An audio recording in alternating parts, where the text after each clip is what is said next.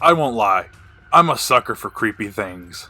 The unknown, paranoia, fear, anything related to horror.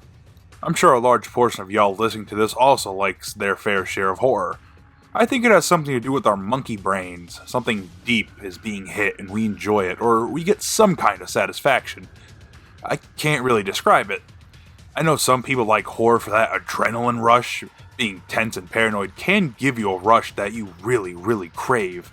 It's like a natural high you get when you go on a long, strenuous run. And Creepypasta is really good for giving you that horror buzz you sometimes crave. Creepypasta is great because, unlike a movie or any other major Hollywood production, it doesn't have to regard to any bullshit regulations for airing. Creepypastas can also cover taboo topics, use any words it wants, and it's not made by a bunch of fucking assholes who haven't been in touch with what's popular in 30 years.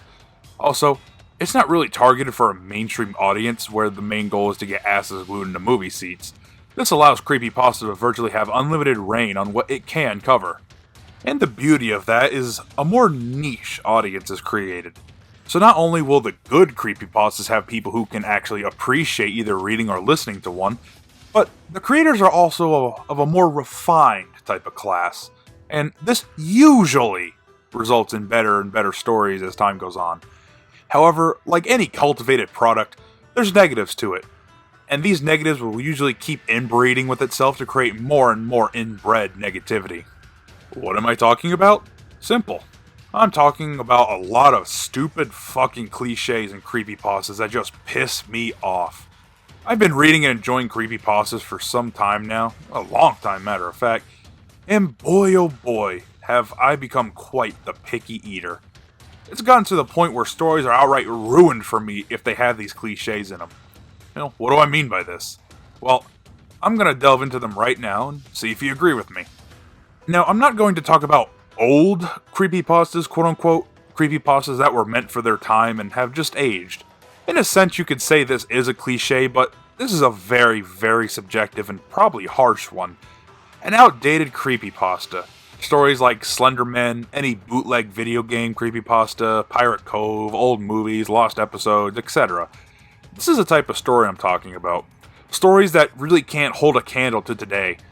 Think of these stories as your basic bitch entry-level stories, ones that you stumble across if you're some normie outsider who is looking for a horror buzz and you stumble upon it in a rather infamous story. Keep in mind, I'm not ragging on these stories because they're old, outdated, or a product of their time. That's just the natural evolution a lot of forms of media go through.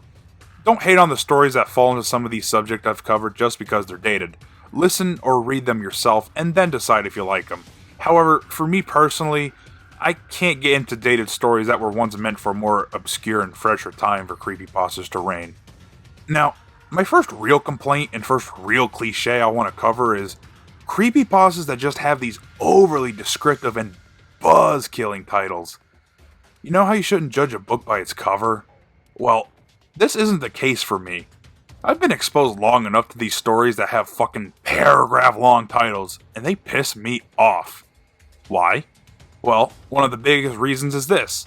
It's because I've been exposed to a lot of creepy stories over the years, and I can almost perfectly infer what is going to happen based on the title. Here, let me read off a few examples. How covering a gas station night shift went wrong. See? What can you infer from this story? Gee, something awful fucking happened at the night shift at the gas station. I'm gonna guess a creepy person showed up and fucked with the protagonist, or some paranormal type shit happened. Boom. I'm pretty sure I'd guessed the answer, and I've saved myself about 20 minutes of time listening to someone read it. Now, you may think I've just boiled the topic of creepypasta down to something creepy and fucked up happens, and I'm just being a stubborn prick who's generalizing out the ass. But I'm not. If you really want to be a piece of shit, you'll write off the whole concept of creepypasta as something creepy happens, oh my god, who cares? But I'm not that, and I know I'm not that. I like to get sucked into a story and listen to it. My problem is that it's hard for me to do that because so many cliches ruin it for me. Like a bitch farts and you're in the mood and you're kind of horny, and you don't like farts, or you're not that horny where you can ignore it. Here, let me read off a few more examples of this creepy blue balling titles that I just hate. I took a job on a fishing boat. We caught a mermaid. Have you ever seen someone bleed out in space? I've been deaf for 14 years. I wish I hadn't recently heard something. If you break down on Glover Road, don't leave your car. My wife complains of a constant buzzing in her head.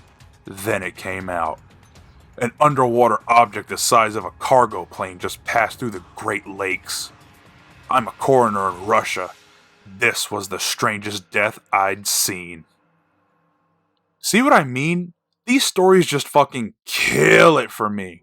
A big factor in creepypasta and horror in general is how relatable the story is and how believable it is. These titles rip both of these right out for me.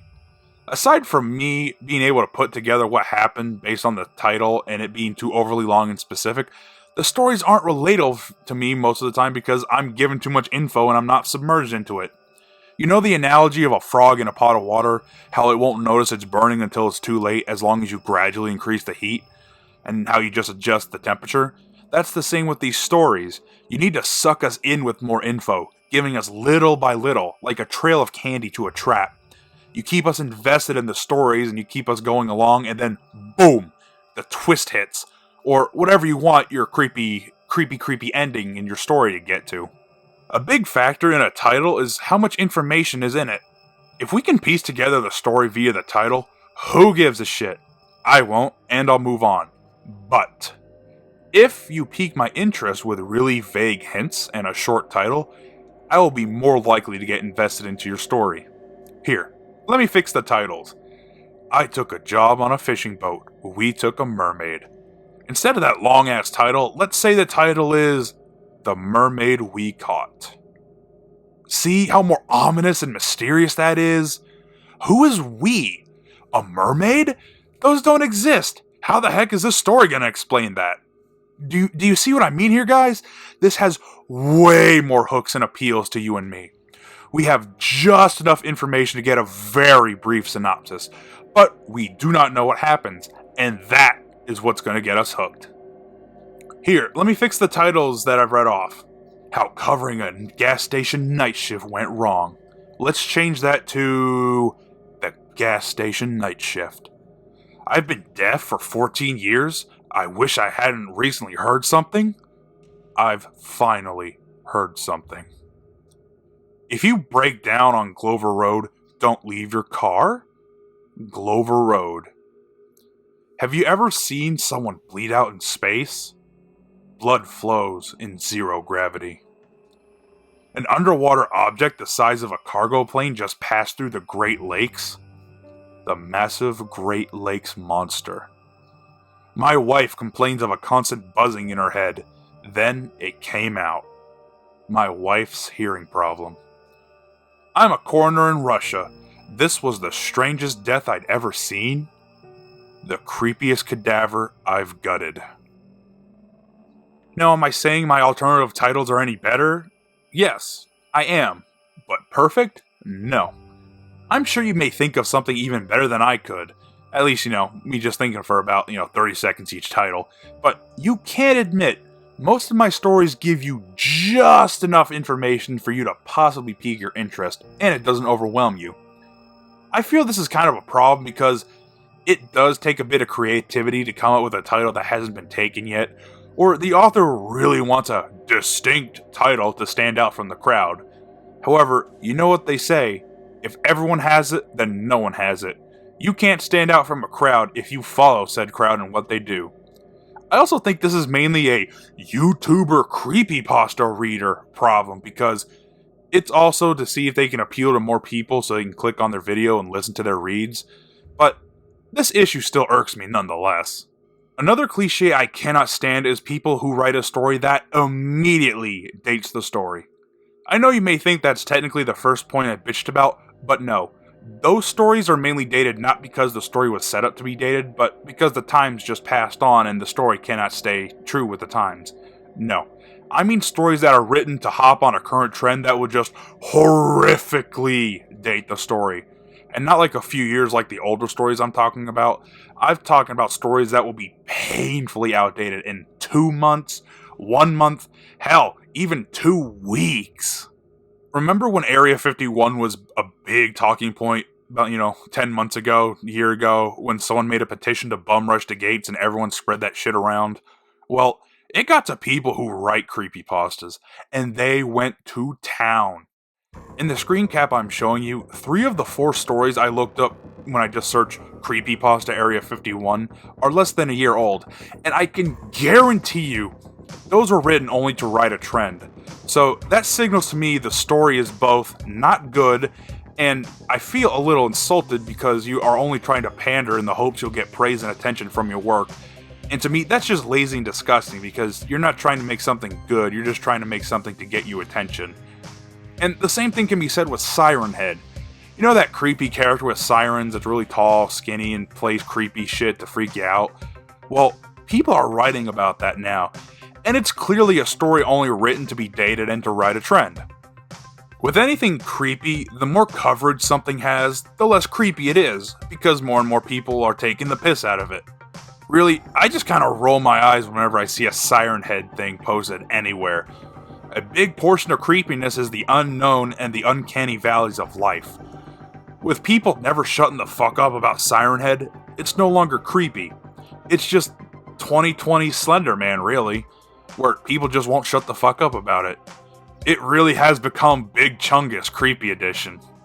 Another cliche I hate is wording and character arcs in a story. Most characters written in creepypastas to me are kind of the same. Bland, Mary Sues are either boys or girls, and that's it. Nothing else to the characters. They don't give me anything to help recognize them or the story after I've read or listened to it. For example, most creepypasta protagonists go like this and they fall into this type of character arc. They're usually a young person, mid-teens to mid-30s. They are average when it comes to personality, moral standings, body build, friends, family members, jobs, and almost any other forms of life. They will usually do the good or moral thing if it doesn't inconvenience them too much, but they can fall prone to temptation or doing something for personal benefit. In stressful or dangerous situations, they will almost always act the same. They will either run all the time, gawk at the danger in front of them like an idiot, or do something rather illogically and not what an average person would do. However, this writing problem is okay because the author can just say, "It's because they're scared, so they can totally act irrational and creepy to something awful going on right now." Am I saying all characters need to have these weird-ass names and act totally off the wall to be distinct? No. Matter of fact, a lot of stories can benefit from the average Joe if used or written right. However, it seems almost all characters that aren't explicitly the evil or rude characters fall into this trope. I think a story would benefit if different characters would act or do things differently. Maybe one character copes with stressful situations by swearing a lot. Or maybe one person does the right thing or attacks the creature right off the bat and actually has some success with it. Maybe a side character has something really witty to say. Maybe a character's an alcoholic or has some other codependence and it gives the reader a better understanding of what type of person they are. Now, this cliche to an extent is really nitpicky, but to be fair, not a lot of stories have this issue where it's glaringly bad.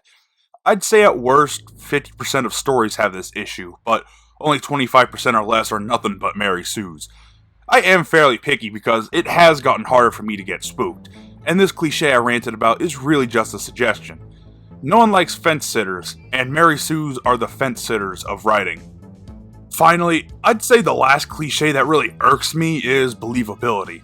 You have no idea how important this is for your story. One of the creepiest things you can do for your creepypasta is to make it very believable. Because if we can see the rationale behind how something creepy could happen in this world, it makes it much, much better. You have no idea how powerful this is. One story I like is called The Pumpkin Spice Massacre. It's about a semi-cynical person who works at an office firm and is just very upset that every fall pumpkin spice becomes so popular, and he also hates his job and his coworkers. One day the job has pumpkin spice foods and drinks because they're celebrating a retirement party or a birthday of some kind. And how all the people who ate anything there started going ballistic. They start having sex with each other, beating each other to death with staplers and office supplies, going completely ballistic and off the wall, and they're so fucking mad. And the protagonist needs to get out of that office complex, and luckily he didn't eat anything there. And it delves into the story on how he's escaping, what he does to escape. And you have to ask yourself these questions like, did the pumpkin spice really actually cause the people to lose it? Did the office poison its coworkers? Was this just a very, very, very bizarre case of something awful happening and pumpkin spice had nothing to do with it? These questions you ask yourself make this story a little bit more believable to me. Also, I could see this happening. People have done very weird and creepy things for really bizarre and otherwise obscure reasonings. And the author didn't say it was a ghost or a cult or a monster that did this to control people or anything. It's just a very bizarre case of people going fucking nuts. And it leaves you with questions at just enough reliability for you to think, huh, maybe this really did happen. Am I saying your story can't have paranormal, otherworldly beings in it? Of course not.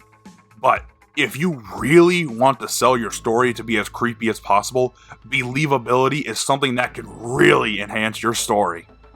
And with that, I have given my 2 cents on my little creepypasta boner I have and what I don't like about it. I do like writing and making these videos for you to watch, so it does let me keep my creative brain sharp and fresh. I have tossed the idea to write creepypastas around before many times, and hell, even read others. I may actually write one and read it and just upload it here. Then you can rip it to shreds on how awful it is and how I really sound like a massive hypocrite when I fuck up and do something I have criticized others for in this video. Hell, you never know. I am tempted. Let me know if you dig that, please.